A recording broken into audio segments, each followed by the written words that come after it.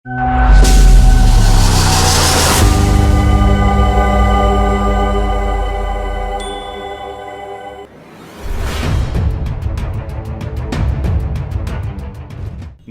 मैं हूं राघव शर्मा और लोकमत राजस्थान के इस खास प्रोग्राम में होली स्पेशल में आप सभी का बहुत बहुत स्वागत है।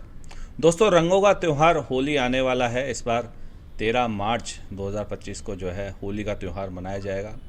होली को लेकर काफ़ी मापदंड रहते हैं, काफ़ी बातें रहती हैं।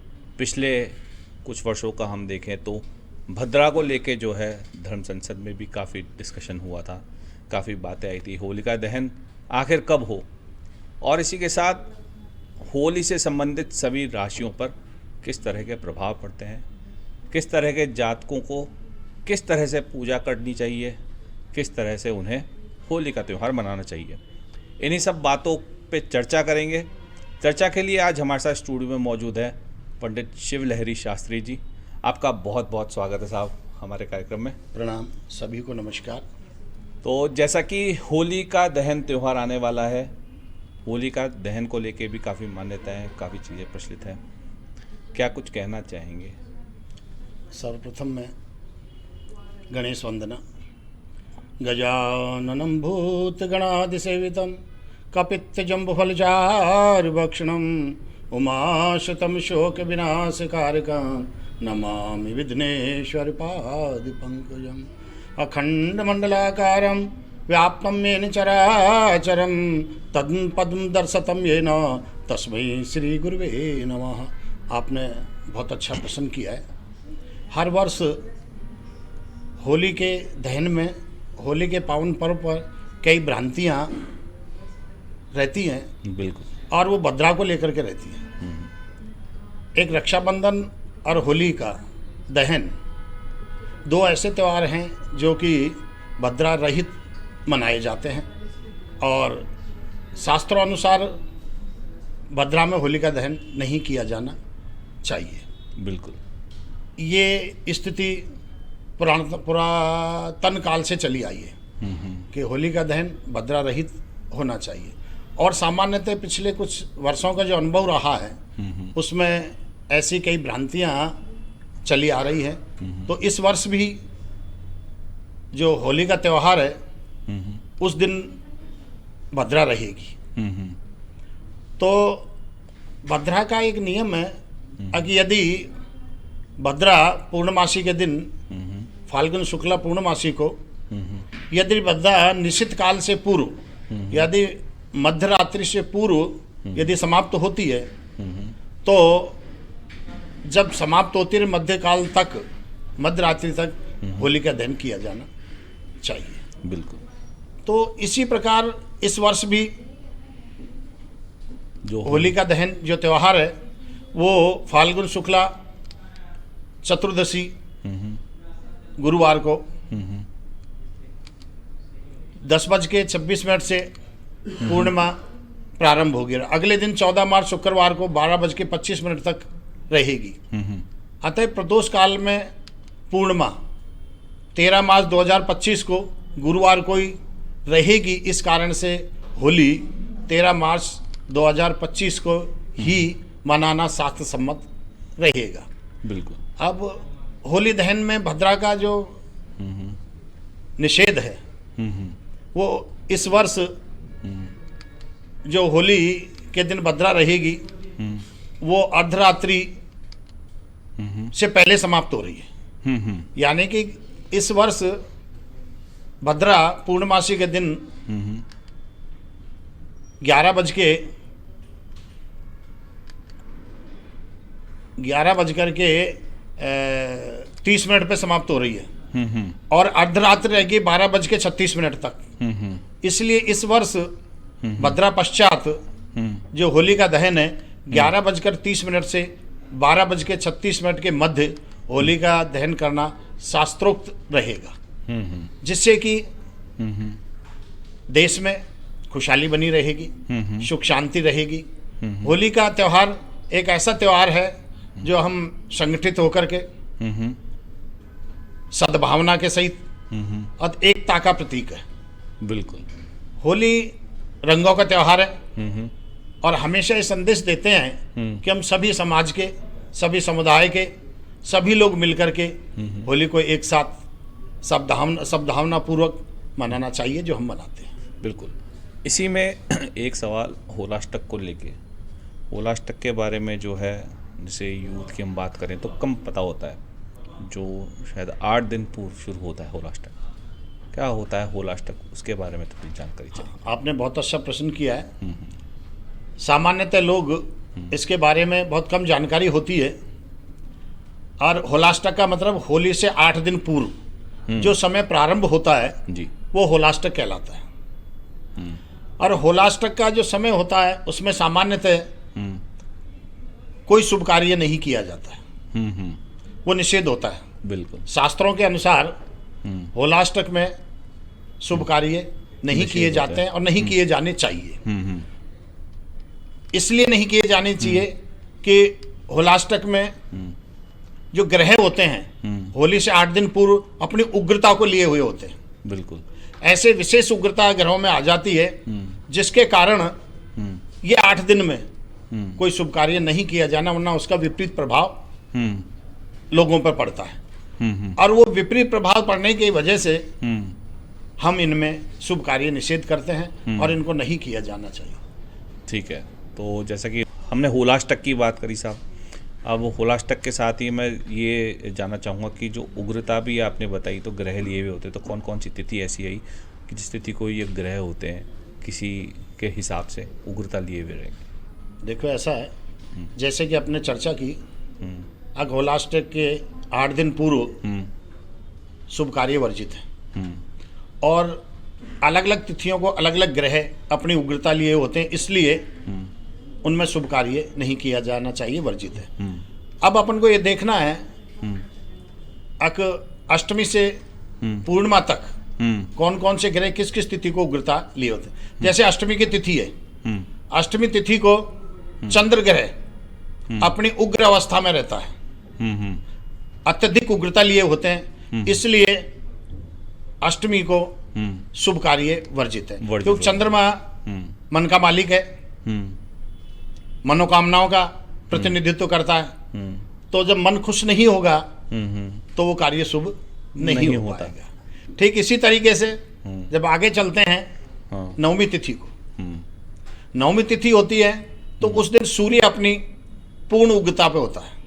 अच्छा। और सूर्य पूर्ण उग्रता पे होता है, सूर्य ब्रह्मांड का मालिक है और हमारी बॉडी में मस्तिष्क का है, ऊर्जावान है। तो जब अधिक ऊर्जा होगी तो वह कार्य शुभ नहीं हो पाए। इसलिए नवमी तिथि को सूर्य अपनी उग्रता लिए हुए होते हैं। बिल्कुल। इसके आगे जब तिथि दसवीं तिथि आती है तो दसवीं तिथि को शनि ग्रह है, शनि ग्रह परम उग्रता पर रहता है। ओहो। और शनि ग्रह जब परम उग्रता को रहता है तो कोई सबचित शनि न्याय का देवता है और कर्म क्षेत्र का स्वामी है। बिल्कुल। इसलिए जब उसमें भी न्याय में भी उग्रता आ जाएगी तो सही न्याय नहीं हो पाएगा। और इसी वजह से दसवीं तिथि को शनि अपनी पूर्ण उग्रता पर होने के कारण हम शुभ कार्य नहीं कर पाते और नहीं करने चाहिए। इसके आगे जब एकादशी तिथि जो है, एकादशी तिथि को शुक्र देवता जो राक्षसों के गुरु हैं वो अपनी परम उग्रता पे होते हैं। और शुक्र इस भौतिक संसार में विलासिता का प्रतीक है। बिल्कुल। सुख साधनाओं का प्रतीक है। सभी शुक्र के पीछे भाग रहे हैं, सब शुक्र के सारी जो वैभवता दिखाई देती है जी। वो शुक्र देवता प्रदान करता है। बिल्कुल। तो इस कारण से जब हमारी वैभवता में प्रसंचन लग जाएगा या अतिक उग्रता होगा शुक्रदेव, तो इसलिए हम उस दिन शुभ कार्य नहीं कर पाते हैं। इसके आगे हम द्वादश तिथि पर आते हैं तो द्वादशी के तिथि के दिन गुरु जो बृहस्पति है तो देवताओं के गुरु हैं और हमारे बुद्धि के कारक ग्रह हैं। जब जनमानस की बुद्धि उग्रता लिए हुए होगी तो उसमें कहीं कोई शुभ कार्य या कोई प्रसन्नता के कार्य नहीं हो पाएंगे। क्यों? व्यक्ति की स्वरूप बुद्धि होती है। बिल्कुल जी। व्यक्ति बुद्धि से ही सर्व कार्य करता है। जब बुद्धि में उग्रता होगी तो कुछ गलत कार्य करने का अंदेशा बना रहेगा। और बृहस्पति की कृपा अति आवश्यक है बुद्धि के मामले में। और इस कारण से द्वादश तिथि को बृहस्पति देवता उग्रता लिए होंगे तो उस दिन शुभ कार्य अपन नहीं कर पाते। ठीक इसी तरीके से त्रयोदशी तिथि को बुध देवता अपनी उग्रता को लिए होंगे। बुध हमारे वाणी का प्रतीक है। बुध हमारे वाणी के प्रतीक है और व्यक्ति के जीवन में वाणी बहुत अत्यधिक महत्व रखती है। बिल्कुल, वाणी के पीछे तो बड़े बड़े युद्ध हो चुके हैं। हाँ। तो वाणी आदमी एक ऐसी होती है जो आदमी को अपना का पराया, पराये को अपना कर लेती है। बिल्कुल। आदमी के जो भाव हैं जो बाहर व्यक्त करता है वो किसी शब्दों में वाणी के रूप में करता है। बिल्कुल। तो जब वाणी का देवता उग्रता लिए हुए होगा तो आदमी सही संभाषण परिभाषित नहीं कर पाएगा। इस कारण से उस दिन अपन शुभ कार्य नहीं कर पाते।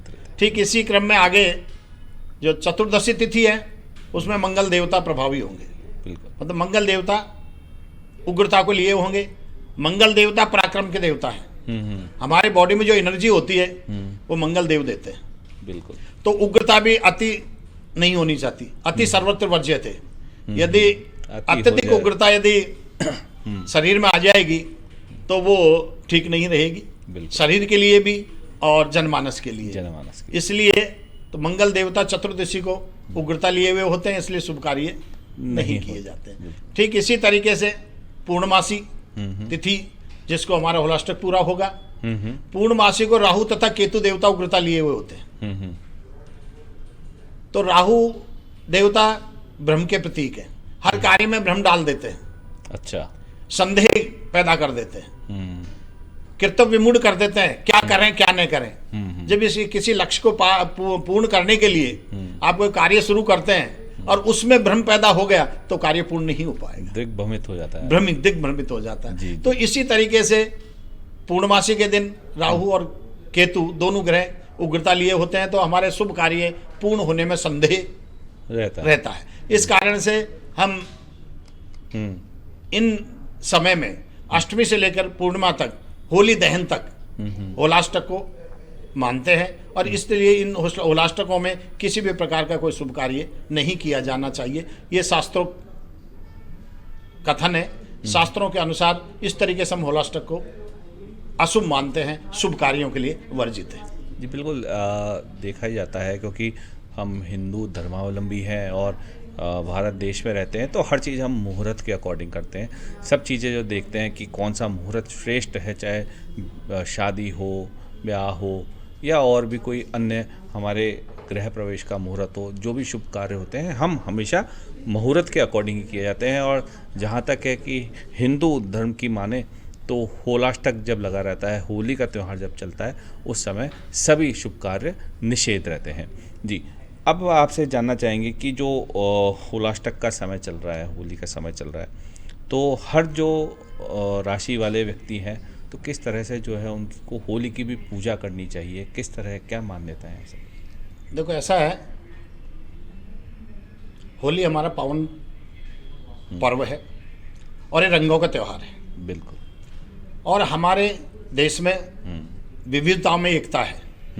यही होली का एक त्यौहार ऐसा है जिसमें सब मिलकर के संगठित होकर के यह त्यौहार को मनाया जाता है। और यदि हम व्यक्ति की खुशहाली के लिए, सुख समृद्धि के लिए, व्यापार वृद्धि के लिए, आरोग्यता के लिए यदि इस त्यौहार को हम देखते हैं तो उसमें अलग अलग राशियों के लिए अलग अलग संविधा होती है। अच्छा। और उस संविधा को होली दहन के समय उसमें यदि आहुति दी जाती है तो उसमें उस व्यक्ति को सुख समृद्धि रहेगी साल भर, आरोग्यता रहेगी, वंश में वृद्धि रहेगी और व्यापार में वृद्धि रहेगी। तो इस तरीके से हम उसको देखते हैं। उसके अनुसार यदि हम मेष राशि वाले व्यक्तियों की बात करें जी, मेष राशि के जितने भी व्यक्ति हैं, जातक हैं, वो यदि आंवला की लकड़ी, आंवला की संविधा लें, आंवला की लकड़ी लेकर के होली दहन के समय होली में आहुति देते हैं तो उन मेष राशि वाले जातकों का साल भर सुख समृद्धि रहेगी, शांति रहेगी, व्यापार में वृद्धि रहेगी और हर तरीके से उन्हें जिसको कहने व्यापार में वृद्धि भी बनी रहेगी। तो ऐसा हमें मेष राशि वाले जातकों को करना चाहिए। देखिए होली दहन के ये यहाँ बहुत एक अच्छी बात है कि हम हिंदू धर्म में रहते हैं, हिंदू धर्म में हम पैदा हुए हैं, तो हर तरह का उपाय जो है यहाँ पे दिया जाता है। होली का दहन जो इतना बड़ा पर्व है उसके ऊपर अपनी दुख परेशानियों सबको आप स्वाहा कर दें, तो आपको उस तरह के उपाय जो है यहाँ पे बताए जा रहे हैं। जी महाराज बताएं। अभी मेष राशि की जानकारी दी, ठीक इसी तरीके से वृषभ राशि वाले जातक जो लोग हैं उनको भी अपन सुख समृद्धि के लिए यदि जामुन या खैर की लकड़ी का आहुति दें जी। होली दहन के समय पूजन करके रोली मोली चंदन और प्रसाद से नैवेद्य लगा करके होलिका की पूजा करें और पूजा करने के बाद जैसे ही होली दहन रहे उसके मध्य में आप वृषभ राशि वाले जातक जामुन या खैर की लकड़ी की आहुति देते हैं तो उनको सुख समृद्धि साल भर में बनी रहेगी। बिल्कुल ठीक इसी तरीके से अगली राशि जब हम मिथुन राशि को लेते हैं तो मिथुन राशि वाले जातक ठीक उसी तरीके से पूजा करें होलिका की, रोली मोली चावल पंचोपचार पूजा या षोडोपचार पूजा करें और इसके बाद में होली दहन के समय में शीशम की लकड़ी की यदि आहुति देते हैं तो उनको भी सुख समृद्धि, शांति, व्यापार वृद्धि, आरोग्यता उनको रहेगी। ऐसा हमारा मानना है। ठीक इसी तरीके से अगली राशि अपन कर्क लेते हैं। कर्क राशि वाले जातक जितने भी हैं वो पीपल या नाग केसर की लकड़ी लेकर के यदि आहुति देते हैं होलिका की पूजन करने के बाद में तो उनको भी ठीक इसी तरीके से सुख समृद्धि बनी रहेगी। जी। इसके अलावा जैसे नाग केसर का प्रयोग तो आयुर्वेदिक दवाओं के अंदर भी मैंने सुना है काफ़ी होता है, और इस तरह की जो आहुतियाँ देकर अगर आपका दिनमान सही होते हैं, आपकी जो जन्म पत्री के अंदर चीज़ें बताई गई हैं वो सही होती है, तो जाहिर तौर पे ये सब उपाय करने जनमानस के लिए काफ़ी फ़ायदेमंद हो सकते हैं। जी, और जो जातक हैं, शेष राशियाँ हैं, उनको किस तरह से आहुतियाँ देनी चाहिए, क्या क्या चीज़ें यूज़ करनी चाहिए, उसके बारे में बताइए। ठीक इसी तरीके से अभी आपने कर्क राशि तक प्रयोग बताया जी जी जनमानस की भलाई के लिए, सुख समृद्धि के लिए। ठीक अगले क्रम में हम सिंह राशि को लेते हैं तो सिंह राशि वाले जितने जातक हैं वो पलाश या बरगद की लकड़ी लें और उसकी आहुति दें तो उसके लिए भी सिंह राशि वाले जातकों के लिए सुख समृद्धि रहेगी, व्यापार में वृद्धि रहेगी, आरोग्यता बनी रहेगी। तो सिंह राशि वाले जातक पलाश की लकड़ी का आहुति होली के दहन में करना चाहिए। ठीक इसी तरीके से अगली जो राशि है कन्या राशि है। कन्या जो राशि है, कन्या राशि के जातकों को चाहिए कि वो रीठा या विल पत्र की लकड़ी की आहुति दें। ये उनके लिए बहुत श्रेष्ठ रहेगी क्योंकि कन्या राशि के लिए विल पत्र भोलेनाथ को भी अति प्रिय हैं। यदि इसी के साथ यदि किसी का कोई काम रुका हुआ है तो बिल पत्र के पत्ते पर सफेद चंदन से ओम नमः शिवाय लेकर के शिव जी पर अर्पण करते हैं तो उस दिन उनको भी बहुत लाभ मिलेगा। अच्छा, ये कोई से भी जातक कर सकते हैं? हाँ, ये एक राशि के ऊपर है। अच्छा, जिन राशिकों जातकों के जो राशि हैं ये उन सब के लिए है, उन सब ये सामूहिक तौर पर है। सामूहिक तौर पर एक यूनिवर्सल प्रोसेस है, यूनिवर्सल तरीका है कि अगर आपके कोई काम में रुकावट आ रही है तो होली का पर्व जो है उस दिन विशेष दिन आप होलिका दहन से पूर्व जब सुबह की पूजा करते हैं तो शिव जी के ऊपर ओम लिखकर या सफेद चंदन से ओम लिख करके या ओम नमः शिवाय लिख करके शिव जी पे चढ़ाएं। तो कितने बील पत्र हो? कम से कम 11। हाँ, 11 बील पत्र कम से कम हो तो व्यक्ति की कितनी बड़ी परेशानी हो आदमी को राहत मिलेगी, ऐसा मेरा मानना है और शास्त्र में ये अनुमति देते हैं। हाँ, तो मतलब शिव जी के चढ़ा के और शिव जी को अपना दुखड़ा अपनी बात बयां करके कि हमें ये परेशानी है, इस कष्ट से निजात दिलाएं और ओम नमः शिवाय का जाप समर्पण भाव से प्रभु को अर्पण करें तो व्यक्ति को अवश्य लाभ मिलेगा। ये बहुत अच्छी बात है और बहुत सरल तरीका है जिसे हम रोज़मर्रा की ज़िंदगी के अंदर भी हम यूज़ करते हैं। और ख़ास दिन चूँकि होलिका दहन आ रहा है जो साल में एक बार आता है, उस दिन आप इस तरह से करें तो ज़रूर फ़ायदा मिलेगा। जी महाराज जी, आगे की जो शेष राशियाँ हैं उन्हें किस तरह से करना चाहिए उसके बारे ठीक, अभी अपन कन्या राशि तक के जातकों को जानकारी दी। अभी मैं जो अगली राशि है तुला राशि है। तुला का मतलब तराजू। में तराजू। तुला राशि वाले जातक वैसे ही न्यायप्रिय होते हैं। हाँ, मैं भी तुला राशि से हूँ। और तुला राशि के जितने भी जातक हैं उनको होली दहन के दिन हाँ, षोडोपचार या पंचोपचार पूजा करने के बाद में होली दहन के समय में अर्जुन या काकोन की लकड़ी का आहुति देंगे तो उनको काफी लाभ मिलेगा और उन्हें साल भर सुख शांति और समृद्धि मिलेगी, व्यापार में वृद्धि मिलेगी, आरोग्यता मिलेगी, ऐसा हमारा मानना है और शास्त्रोक्त विधि है। ठीक इसी तरीके से अगली राशि हम वृश्चिक राशि को लेते हैं। वृश्चिक राशि के लिए चीड़ की लकड़ी तथा मौलश्री की लकड़ी की आहुति दें तो वृश्चिक राशि वाले जातकों को बहुत लाभ मिलेगा और पूरी साल भर उनको शांति का अनुभव होगा, सुख समृद्धि का अनुभव होगा। अब यहाँ आगे मैं एक और जानकारी देना चाहूंगा। यदि किसी के घर में कोई परेशानी चल रही है, आरोग्यता चल रही है, घर में कहीं खुशहाली नहीं है, तो उनके लिए एक विशेष एक प्रयोग और मैं जानकारी में लाना चाहूंगा। बिल्कुल। एक 7 गोमती चक्र लें और 7 गोमती चक्रों को अपने घर में घुमा करके उन्हें पीस करके होली के दहन में यदि आहुति देते हैं तो उनको सारी समस्याओं से निजात अवश्य मिलेगी। ये मेरा प्रयोग किया और करवाया हुआ है। अच्छा, तो इसलिए ये विशेष प्रयोग भी मैं आपको जानकारी में, ये भी होलिका दहन वाले दिन ही मतलब करना उपयुक्त हाँ, रहता होली है। के दहन में ही, होली के दहन के समय ही उनको वहाँ होली में आहुति देनी चाहिए। अच्छा, 7 चक्र लेकर पूरे घर में गोमती चक्रों को लेके पूरे घर के अंदर घुमाना है, उनको पीस करके हाँ, और उनकी होली के दहन में आहुति देनी चाहिए। तो ये तो एक जन कल्याण के लिए जो है उपाय बताए हुए महाराज जी की तरफ से, और हम भी बहुत खुशनसीब हैं जो हमें इन चीज़ों का ज्ञान और मिल रहा है। तो ये सब राशि वालों पे एकदम से फिट बैठते हैं गोमती चक्रों का जो प्रयोग होता है। हाँ, ये अपनी परेशानी के ऊपर निर्भर करता है। आदमी यदि कहीं कुछ असहजता महसूस करता है, घर में कोई परेशानी है, वित्तीय परेशानी है या आरोग्यता है, उसके लिए विशेष ये कारगर सिद्ध होता है। तो इसमें जब अपन आहुति देते हैं जिस समय, तो उस समय भी क्या अपनी परेशानियां होलिका हाँ, वो मनोकामना अपने बोलते हुए उसे आहुति होलिका में देनी चाहिए। तो ये एक बात नोट करने वाली है। यदि आपको किसी तरह की असहजता है, कोई परेशानी है, आपको जीवन के अंदर कोई लंबी परेशानियां दिख रही है जिसका उपाय होता हुआ नहीं दिख रहा है, तो होलिका दहन वाले दिन एक शुभ मुहूर्त होता है जिस समय होलिका का दहन किया जाता है। अपने परेशानियों का भी आप दहन वहाँ पे कर सकते हैं।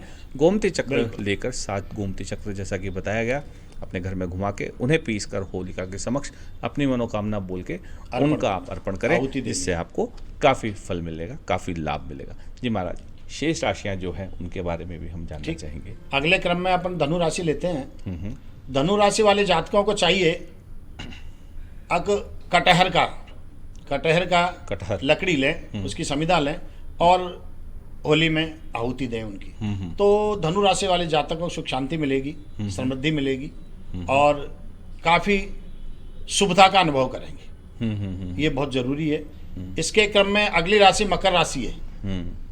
मकर राशि है और मकर राशि वाले जातकों को चाहिए कि खेजड़ी की लकड़ी, खेजड़ी की समिधा होलिका की पूजन करने के बाद में जब होलिका दहन हो रहा है तब उसकी आहुति देनी चाहिए, जिससे कि उनके घर में किसी भी प्रकार की कोई परेशानी है उसको बोलते हुए उसे आहुति दें, तो जिस करके सारे बीमारियों का, व्याधियों का वो होलिका में दहन हो जाएगा और आहुति के साथ साथ वो समाप्त हो जाएंगे उस व्यक्ति की।